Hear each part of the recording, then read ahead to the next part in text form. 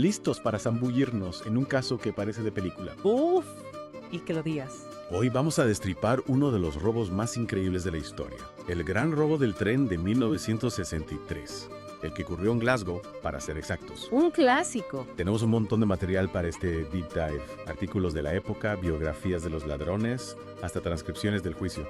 Sí que nos vamos a divertir con esto. ¿Te imaginas la cantidad de detalles que vamos a descubrir? Desde luego. Este caso es una mina de oro. Hablamos de 2,6 millones de libras esterlinas, Una barbaridad. que hoy serían como más de 50 millones. Algo así, sí. Imagínate lo que era esa cantidad en aquel entonces. Una fortuna.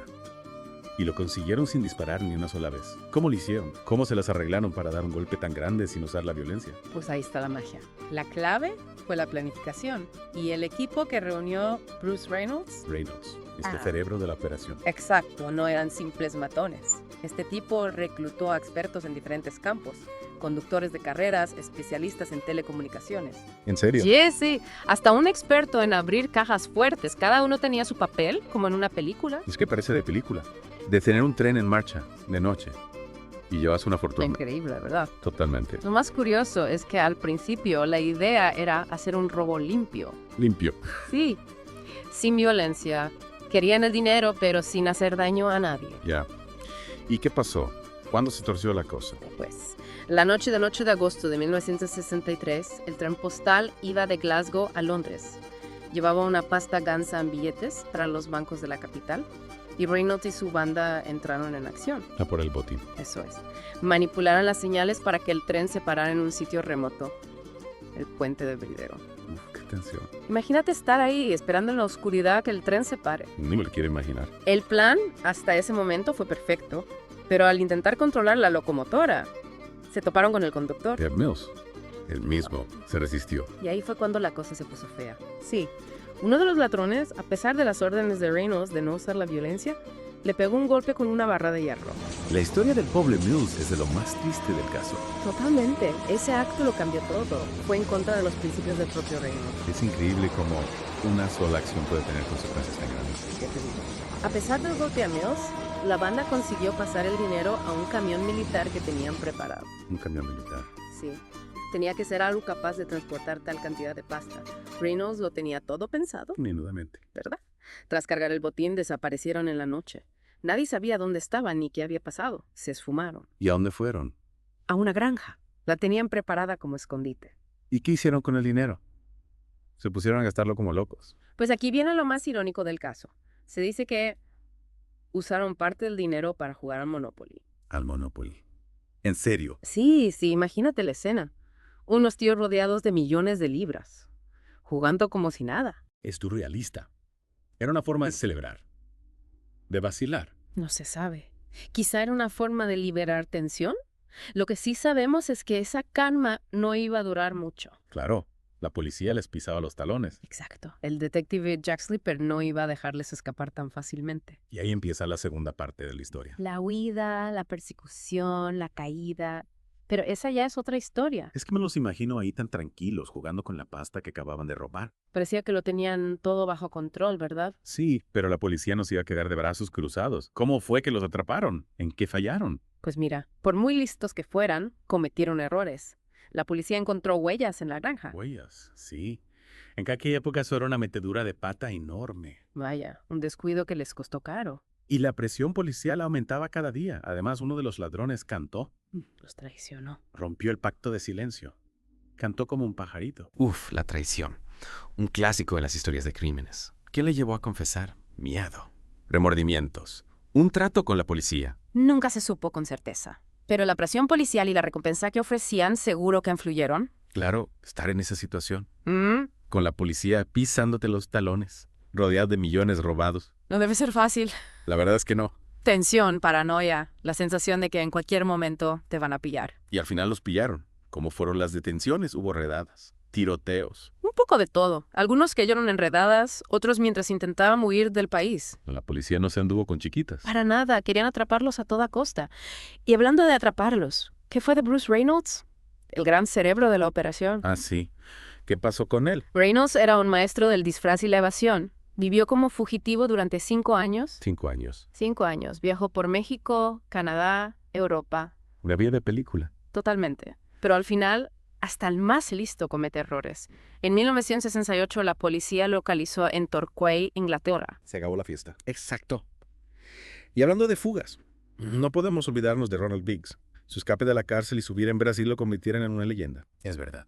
Biggs era otro rollo. En 1965 escapó de la prisión de Wandsworth de una forma increíble. Usó una escalera de cuerda y un camión de mudanzas. ¿En serio? ¿Y cómo llegó a Brasil? Pasó por Australia, por varios países de Sudamérica y al final se instaló en Río de Janeiro. De ladrón de trenes SAE. Estaría en Brasil. Algo así. Se hizo bastante popular. Daba entrevistas, vendía souvenirs. Increíble. Incluso grabó un disco con los Sex Pistols. Con los Sex Pistols. No me digas. De verdad. Biggs era un personaje único. Pero volviendo al juicio, ¿cómo fue aquello? Un gran espectáculo mediático. Totalmente. El juicio fue en 1964 y fue un circo mediático. La prensa no se perdía ni un detalle. Los acusados eran como estrellas de rock. Ya. Es curioso cómo un delito puede generar tanta fascinación. Supongo que la gente se siente atraída por la audacia, por la cantidad de dinero robada, por el hecho de que, al menos al principio, no hubo violencia. La gente tiende a romantizar este tipo de historias. Es verdad. ¿Y los acusados? ¿Cómo se comportaron? Mostraron arrepentimiento. Algunos sí, pero otros parecían desafiantes. Especialmente Reynolds. Disfrutaba con la atención de la prensa. Era como la culminación de su plan maestro. La última función del espectáculo. Pero la justicia no se dejó impresionar por la pose de rebeldes. Ya. La mayoría de la banda recibió largas condenas de prisión. Pasaron muchos años entre reja. Un recordatorio de que la justicia, aunque tarde, suele llegar. Sí. Y hablando de reflexiones, ¿recuerdas la frase de Reynolds que mencionamos antes? No robamos un tren, robamos un mito. Esa misma. ¿Qué crees que quería decir con eso? Creo que Reynolds se veía a sí mismo como alguien que había desafiado al sistema, a la autoridad. No era un simple ladrón. Exacto. Robar un tren era robar un símbolo ¿Un símbolo de qué? del orden, de la seguridad, Ya. de la propia Gran Bretaña. La verdad es que sí. Es increíble cómo este robo, más allá del delito en sí, se convirtió en un fenómeno cultural. Películas, libros, canciones. El gran robo del tren sigue inspirando historias. Y seguirá haciéndolo. ¿Por qué crees que fascina tanto? Bueno, creo que hay varios factores. Por un lado está la audacia, la planificación. Es como un puzzle que encaja a la perfección. Sí, es como Una obra de arte. Una obra de arte criminal. Exacto. Y también influye el contexto social de la época. Yeah. En los 60, Gran Bretaña estaba cambiando mucho. Había una revolución cultural. Eso es. La gente cuestionaba las normas, la autoridad. Y el gran robo del tren se vio como un acto de rebeldía. como una bofetada al sistema. Totalmente. Robar a los ricos. Para dárselo a... Bueno, en este caso se lo quedaron a ellos. Sí. Pero era como una versión moderna de Robin Hood, aunque con motivaciones un poco menos nobles. Claro. Y luego está el factor humano. Los propios ladrones, Reynolds, Biggs, se convirtieron en figuras casi míticas. Sus vidas, sus fugas, sus aventuras. Todo eso ayudó a crear una historia irresistible. Una historia que mezcla el crimen con el espectáculo. ¿Cuánto crees que influyó la personalidad de los ladrones en la fascinación por este caso? Mucho. La gente se siente atraída por las historias de personajes carismáticos que viven al límite, y los ladrones del tren se convirtieron en antihéroes. Figuras que generan admiración y rechazo al mismo tiempo. Exacto. Y esa ambigüedad moral es parte del atractivo.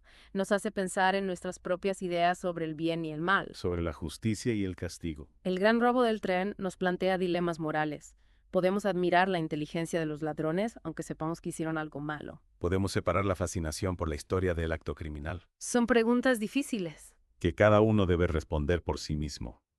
Pero creo que al final la fascinación por este caso reside en su capacidad para hacernos pensar, para mostrarnos que la realidad puede ser más emocionante que cualquier ficción. Totalmente.